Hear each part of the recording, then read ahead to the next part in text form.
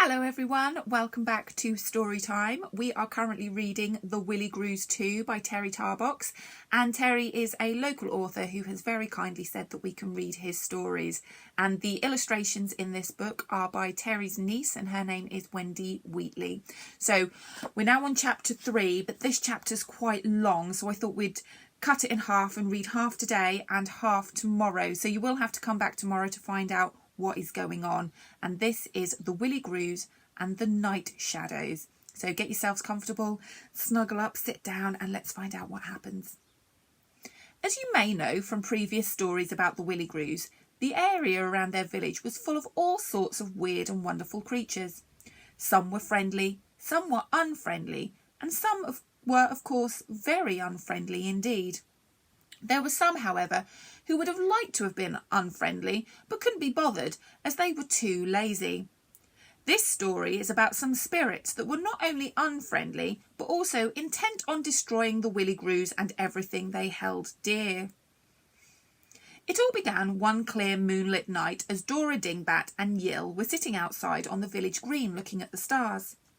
They'd been sitting for some time without speaking, when Dora said, "How many stars do you think there are, Yill?" "Oh, I don't know. I guess there must be thousands of them. I have tried counting them, you know, but my eyes always end up funny and I lose my focus," replied Yill. "I don't think your eyes are at all funny, Yill. They've never made me laugh anyway.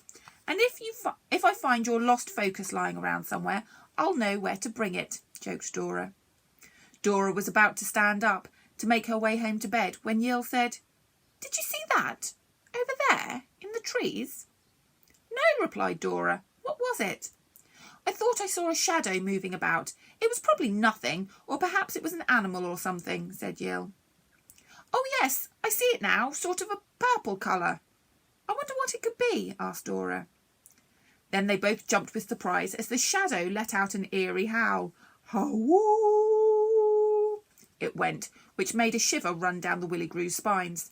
The shiver carried on down their legs and scuttled off into the undergrowth. "That doesn't sound like any animal I've ever heard," said Dora. "And look, there are more of them.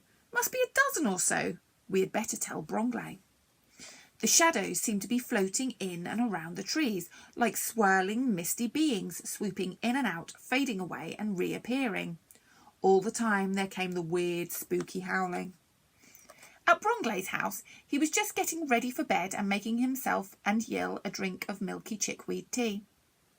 "Ah, there you are, my little fluffy one. And hello, Dora. Did you spot any interesting stars tonight?" said Bromley. "No, not really," Yill replied, "but we have seen something a little disturbing and think you might like to take a look." Bromley followed Yill and Dora out to where they had seen the shadows, and Yill pointed to where they had been. There was no activity at all in the trees, so the Willigrews started to go home, when Bromley spotted the purple shadows in a group of trees further along. "There, back," he said, pointing. "This is all a bit weird. I think we should call out Longstint and Crowfin, and of course Partiv and Pardlino." When the others arrived, Bromley asked everyone to be quiet and to wait to see what the shadows did. As they were watching, one of the misty creatures came to the forest edge, and as it did, the purple mist formed into the blurred shape of a face. They were all watching so intently that nobody noticed Longstint, who, eyes wide open, was walking towards the face. He seemed in a trance and was getting very close when the shadow spoke. "Come with us. We are your friends and we need you," it said in a whispering, ghostly voice. Longstint was in sort of a dream, as if hypnotised by the voice, which called him on. However, just in time, Dora noticed Longstint and ran over to him, grabbed him by the shoulders and shook him vigorously, woke him from his trance and led him back to the others. Longstint was still a bit groggy and said, "What happened? I felt a bit giddy. They said they were my friends, and for a moment I believed them. Thank you, Dora. I couldn't stop myself. It felt so strange." "No problem, Longstint, my love. You would have done the same for me," Dora replied. "Right," said Bromley. "We must now be very careful not to look into the shadows' eyes. They seem to have some sort of hypnotic power. We will leave Partiv and Parslino on guard overnight and then have a meeting in the morning. Throughout the night, the shadows moved in and out of the trees, only disappearing when dawn broke. Well, dawn is breaking now. The shadows have gone, said Partiv. I suppose we should report back to Bromley. Parslino agreed, but on the way to Bromley's house, he asked Partiv a question. You know when dawn breaks? Who repairs it?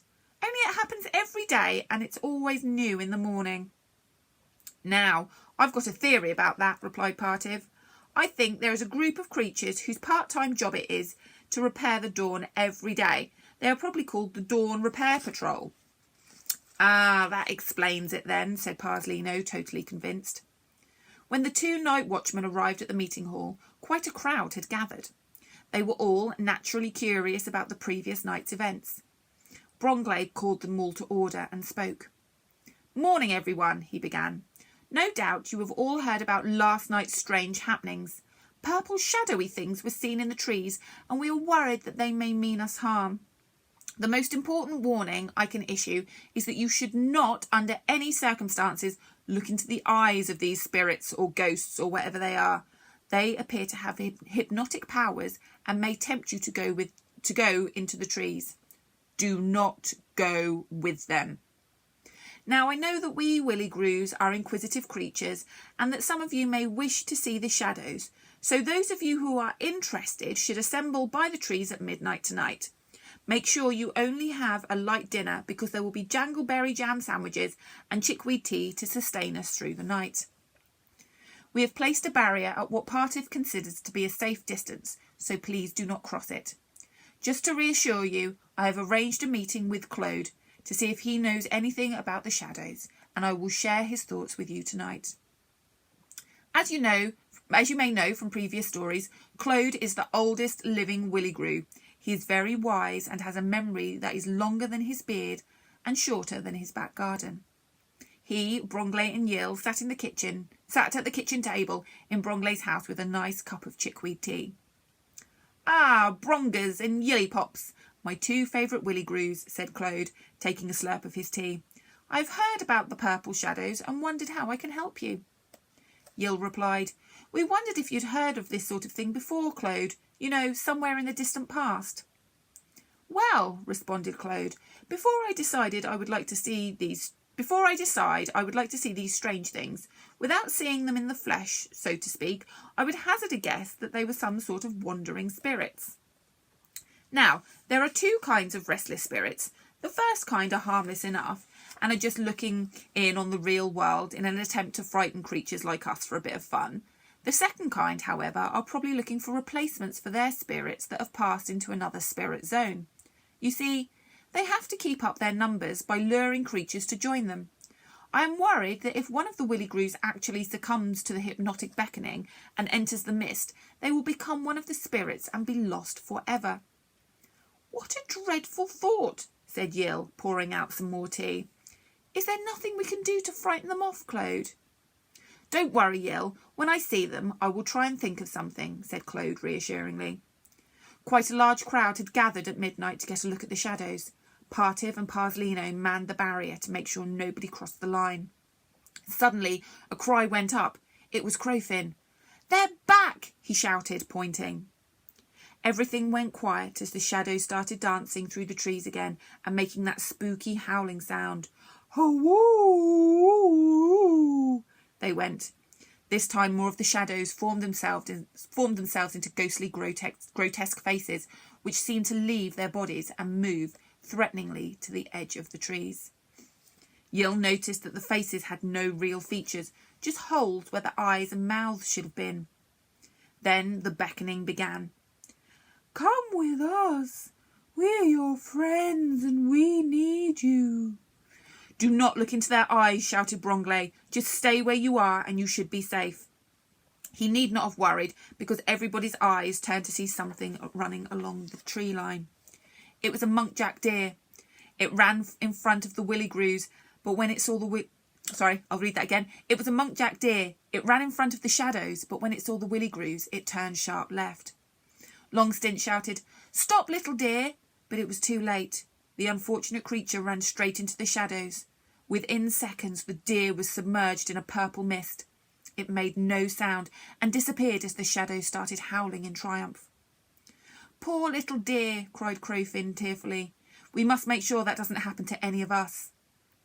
Bromgley told Claude, who had just arrived, the sad news about the deer. Yill brought a chair for Claude and he sat down to study the shadows. After about 10 minutes, he called Bromgley over and said, "I'm sorry to tell you, old chap, but these are the worst sort of spirits. This is what I was dreading. These evil things are called will takers because they take away their victim's will to resist." "Why don't you try your magic, Bromgley?" asked Yill. "It sounds like our last chance." "Well, I'll give it a try. It might work," replied Bromgley. "I doubt it will work on all these spirits," warned Claude. "They exist in a different place, not just a parallel existence, but a higher plane." "OK," said Bromgley, "I'll give it a try anyway." And he started to think of a rhyme to help his magic to work. He began, "Go, purple spirits, and leave us alone. I'm not very good at this. Bromgley is better at this than I am. I'll start again. Go, purple spirits, and leave us alone. We mean you no harm, but wish you were gone. If you don't come back for 1,000,000 years, it will be much too soon, so please disappear." The Willigrews suddenly went very quiet. I'm sorry, Bromgley, I'm not doing a good job. The will takers suddenly went very quiet, so the Willigrews thought something was about to happen. Had Bromgley's magic worked? Bum, bum, bum. So you'll need to come back tomorrow at 2 o'clock when hopefully I can speak a little bit better and we will finish reading that chapter. So we will see you then. Bye-bye.